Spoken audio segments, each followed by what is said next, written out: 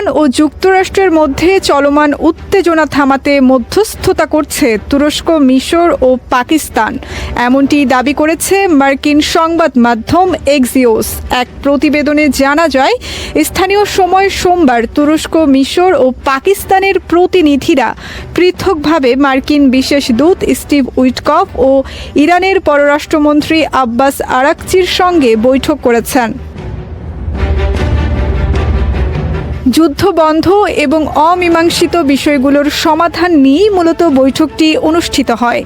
নাম প্রকাশে অনিচ্ছুক এক মার্কিন সূত্রের বরাত দিয়ে প্রতিবেদনে বলা হয়, এই আলোচনার মূল উদ্দেশ্য হল যুদ্ধের অবসান এবং জমতে থাকা সব সমস্যার সমাধান।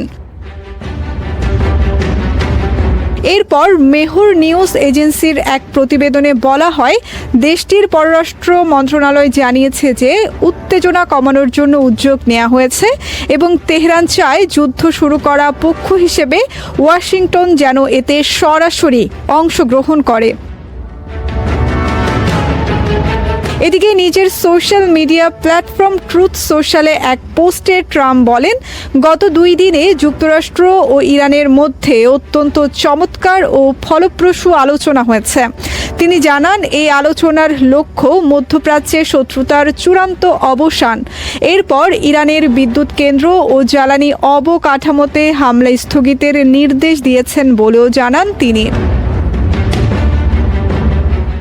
ট্রাম্পের এমন ঘোষণার খবরে আন্তর্জাতিক বাজারে অপরিশোধিত জ্বালানির দাম কমতে শুরু করে এবং চাঙা হতে থাকে শেয়ার বাজার। কিন্তু আলোচনার দাবি প্রত্যাখ্যান করে ইরানের গণমাধ্যমগুলো। ইরানের রাষ্ট্রীয় ও আধা সরকারি সংবাদ মাধ্যমগুলো জানায়, ওয়াশিংটনের সঙ্গে তেহরানের কোনো ধরনের আলোচনা বা যোগাযোগ হয়নি। News desk.